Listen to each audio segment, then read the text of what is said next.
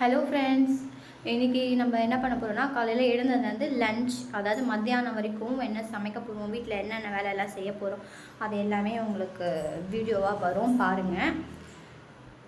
ஏன்னா கேஸ் காலி, எனக்கு ரொம்ப ஸ்லோவாக தான் போகும் டே. பாருங்கள், பார்த்துட்டு என்ன மிஸ்டேக் இருந்தால் சொல்லுங்கள், கரெக்ட் பண்ணிக்கலாம். வாங்க வீடியோக்குள்ளே போகலாம். பாய் பாய்.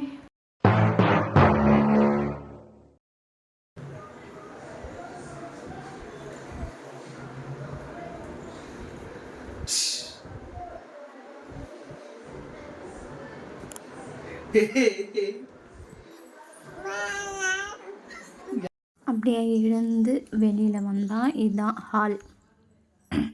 எப்படி இருக்குது பாருங்கள். இனிமேல் தான் க்ளீன் பண்ணணும். அப்படியே கொஞ்சம் லெஃப்டில் திரும்பினா இன்னொரு ரூம் இருக்கும். அது எல்லாமே துணி எடுத்து போட்டு வச்சுருக்கேன், எல்லாமே மடிக்கணும். இது ஈவினிங் தான் மடித்து வைப்பேன், அப்போ தான் கரெக்டாக இருக்கும் டைம். அப்படியே வெளியில் போனால் வாசல் வந்துடும். அது இதான் ஃப்ரெண்ட்ஸ் நம்ம வீட்டுக்கு வர என்ட்ரன்ஸ். எப்போவுமே ஃப்ரெண்ட்ஸ் காலையில் நான் எழுந்த உடனே ப்ரஷ் பண்ணுறனோ இல்லையோ கரெக்டாக டிவியை தான் போடுவேன். டிவியில் பாப்பா அதுக்குள்ளே எழுந்துட்டானா அவளுக்கு சுட்டி டிவி வச்சுடுவேன். அப்படி இல்லைன்னா சன் மியூசிக் வச்சுடுவேன். பாட்டு கேட்டுகிட்டே வேலை செஞ்சுட்டு இருப்பேன். எப்போவுமே எழுந்தோன்னே எனக்கு இந்த வேலை தான் ஃபஸ்ட்டு. டிவி ஆன் பண்ணுறது தான். யார் யாரெல்லாம் அந்த மாதிரி பழக்கம் இருக்குதுன்னு சொல்லுங்கள்.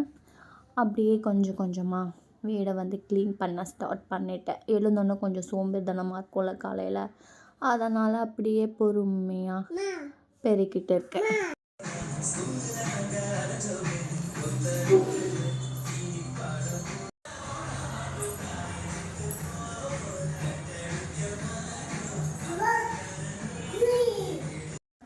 அப்படியே வீடெல்லாம் பெருக்கிட்டு கிச்சனை இறக்கலான்னு கிச்சனுக்கு வந்தாச்சு. கிச்சனுக்கு வந்தால் நைட்டு எல்லாமே போட்டபடி இருந்தது. ஓகே, இது எல்லாமே எடுத்து வாஷ் பண்ண போட்டுடலான்னு சொல்லிவிட்டு ஃபஸ்ட்டு கிச்சனை ஃபுல்லாக என்னென்ன சாமான் இருக்கோ எல்லாத்தையும் எடுத்து அந்த சாமான் கூடையில் போட்டாச்சு. அப்புறம் வழக்கம் போல் ஸ்டவ் எடுத்து அதில் நான் கொஞ்சம் நேரம் எப்போவுமே நான் தண்ணி ஊற்றி கொஞ்சம் நேரம் ஊற வச்சுருவேன். ஏன்னா நேற்று சமைச்சதெல்லாம் அப்படியே இருக்கும் கொஞ்சம். அதனால் துடைச்சா போகாது. அதனால் கொஞ்சம் நேரம் அப்படியே தண்ணி தெளித்து விட்டுட்டு அதுக்குள்ளே சாமான் துவைக்கிடுவேன். நான் எப்போவுமே இதே மாதிரி தான் டெய்லி நடக்கும். ஆனால் டெய்லியெலாம் ஸ்டவ் அந்த மாதிரி இது பண்ண மாட்டேன், சோப் போட்டு கழுவ மாட்டேன். வீக்லி 2 days 3 days அந்த மாதிரி பண்ணுவேன். ஏன்னா இப்போ சிங்க்கு கொஞ்சம் ப்ராப்ளமாக இருக்குது, அதனால தான் இது அப்படியே இருக்குது. ஏன்னா சிங்க்கில் அடைச்சிருக்கிறதுனால தண்ணி அங்கே போகாது. அதனால் சும்மா ஸ்டவ்வை இந்த மாதிரி கழுவ முடியாது ஃப்ரெண்ட்ஸ். அதனால் வீக்லி 2 days 3 days இந்த மாதிரி கண்டிப்பாக கழுவிடுவேன்.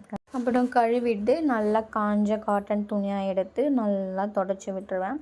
அந்த பர்னர் கூட நான் எடுத்துடுவேன். அதை எடுத்துகிட்டு நல்லா தொடச்சி அதுக்கப்புறம் போடுவேன். அவ்வளோதாங்க.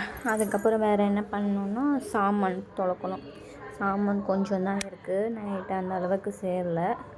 அதனால் நைட்டு சமைச்ச பாத்திரம் எல்லாத்தையும் எடுத்து போட்டு நல்லா துலக்கி சாமான் ஸ்டாண்டில் கவுத்து வச்சுருவேன். அதுக்கப்புறம் ஃபுல்லாக அங்கே தொடச்சி விட்டுட்டு அதுக்கப்புறம் தண்ணி கேனையும் எடுத்து அங்கே வச்சுட்டு அதுக்கப்புறம் சாமான் கவுக்கிற கூடையும் எடுத்து அங்கே வச்சுட்டு அப்புறம் மிக்ஸி, நான் எப்போவுமே வீக்லி இந்த மாதிரி மிக்ஸியை க்ளீன் பண்ணிவிடுவேன். ஏன்னா எனக்கு ரொம்பலாம் அழுக்காகாது. சட்னி, இஞ்சி பூண்டு பேஸ்ட் இந்த மாதிரிலாம் அரைச்சாதான் அங்கங்கே கொஞ்சம் சிதறிடும். அப்புறம் மாவு இதெல்லாம் அரைச்சாதான் அதை எல்லாமே நல்லா தொடச்சி விட்டுட்டு அப்புறம் அந்த ஸ்லாப்லலாம் எல்லாத்தையும் எடுத்துகிட்டு நியூஸ் பேப்பர் போட்டு அவங்கவுங்கள வச்சுடுவேங்க. நான் எப்போவுமே வீக்லி இந்த மாதிரி பண்ணுவேன். எங்கள் அக்கா கூட சொல்லுவாள், அப்படி என்ன தான் க்ளீன் பண்ணுவியோ இந்த கிச்சனை க்ளீன் பண்ணினே இருக்க அப்படின்னா. ஏன்னா இது பெருசாக இருக்கிறதுனால அடிக்கடி இந்த மாதிரி ஆயிடுதா என்னன்னு தெரியல. அது என்னமோங்க. ஓகே, அவ்வளோதான், கிச்சன் வேலை முடிஞ்சிடுச்சு. அப்புறம் மாப் போடுறதுக்கு ஹால் வந்துட்டேன். ஃபஸ்ட்டு நான் என்ன பண்ணுவேன்னா ஒரு ஜக்கில் கம்ஃபர்ட் ஊற்றி வீடை ஃபுல்லாக தெளிச்சிட்டு கீழெல்லாம் நல்லா தெளிச்சிட்டு அப்படியே மாப் போட ஸ்டார்ட் பண்ணுறேங்க. நான் எப்போவுமே இதே மாதிரி தான் போடுவேன். மாப் போட்டுட்டு அதுக்கப்புறம் பாத்ரூம் போயிட்டு அங்கே ஒரு பக்கெட்டில் தண்ணி வச்சுப்பேன். அந்த தண்ணியில் அலசிட்டு திரும்பவும் எடுத்துன்னு வந்து துடைப்பேன். இதே மாதிரி 3 times துடைப்பேன். ஃபஸ்ட்டு கம்ஃபர்ட் போட்டு நல்லா துடைச்சிட்டு அதுக்கப்புறம் திரும்பவும் நார்மல் எதுவுமே கலக்காமல் வெறும் தண்ணி மட்டும் தெளிச்சிட்டு துடைச்சிடுவேன். அதுக்கப்புறம் லாஸ்ட்டாக உப்பு மஞ்சத்தூள் போட்டு தெளிச்சிடுவேன். எப்போவுமே நான் இந்த மாதிரி தான் பண்ணுவேன். பாருங்கள், வீடு ஃபுல்லாக நல்லா க்ளீன் பண்ணியாச்சு. பாப்பாவும் குளிக்க வச்சாச்சு. அவளும் டிவி பார்க்குறா. அதுக்கப்புறம் அவளுக்கு இன்றைக்கி பிரேக்ஃபாஸ்ட் என்னென்னா குட்டி தோசை. இது நான் பண்ணல, தங்கச்சி தான் பண்ணி கொடுத்தா. ஏன்னா வந்து நம்ம வீட்டில் ஸ்டவ் இல்லாததுனால, கேஸ் இல்லாததுனால நான் இன்றைக்கி சமைக்கலை. காலையில் தங்கச்சி வீட்டில் தான் டிஃபன் வாங்கிட்டு வந்தான். பாப்பாவுக்கு மட்டும் வாங்கிட்டு வர சொன்னேன். அப்பாவும் பொண்ணும் சேர்ந்து சுட்டி டிவி பார்த்துட்டு 2 பேரும் சாப்பிட்டாங்க. ஓகே சொல்லிட்டு நானும் மத்தியானத்துக்கு சமைக்க ஸ்டார்ட் பண்ணிட்டேன். இண்டக்ஷனில் சமைக்க ஆரம்பித்தாவே மத்தியானத்துக்கு மேலே ஆகிடுது. அது ஆகுது, அவ்வளோ நேரம் ஆகுது. ஒரு சாப்பாட்டுக்கு மட்டுமே 1 ஹவர் ஆகுது. சாப்பாடு செஞ்சுட்டு சரி காரக்குழம்பு செய்யலான்னு சொல்லிட்டு வெங்காயம், தக்காளி, அப்புறம் வெண்டைக்காய் இது 3த்தையும் நல்லா கட் பண்ணி வச்சுக்கிட்டேன் ஃப்ரெண்ட்ஸ். எப்போவுமே பார்த்திங்கன்னா எனக்கு ஸ்டவ்வில் பண்ணுறதா இருந்தால் கேஸுன்னா எனக்கு இவ்வளோ நேரம் ஆகுது. சாப்பாடு, குழம்பு, பொரியல் இது 3மே செய்யறதா இருந்தால் எனக்கு 1 மணி நேரமே போதும். கடன்னு செஞ்சுருவேன். ஏன்னா 3 பர்னர் இருக்கிறதுனால எனக்கு ஈஸியாக முடிஞ்சிடும் வேலை. அந்த இண்டக்ஷன் ஸ்டவ்வில் செய்யறதுனால அந்த டேவே அப்படியே ஸ்லோவாக போகும். எனக்கும் சாப்பிட்ற அந்த இன்ட்ரெஸ்ட்டே போயிடும். அவ்வளோ ஸ்லோவாக இருக்கும் அந்த டேவே. உங்களுக்கும் அப்படி தான் இருக்குமான்னு சொல்லுங்கள். சமைச்சு முடிச்சுட்டு அப்புறம் நானும் ஒரு குளியலை போட்டுட்டு அப்புறம் ஹஸ்பண்ட் வருவாரா இல்லையான்னு அவருக்கும் ஃபோன் பண்ணி கேட்டேன். அவங்க வந்தால் தான் வருவேன்னாங்க. இந்த ஸ்டீல் கடாயில் செய்யும் போது அப்படி புகையாக வந்துடுச்சு. ஏன்னா அடி பிடிக்கும்ல அடியில், அதனால். அதுக்கப்புறம் வெங்காயம், தக்காளி எல்லாமே ரெடி பண்ணி வச்சுக்கிட்டேன். இங்கே பாருங்கள் எவ்வளோ புகை வருதுன்னு.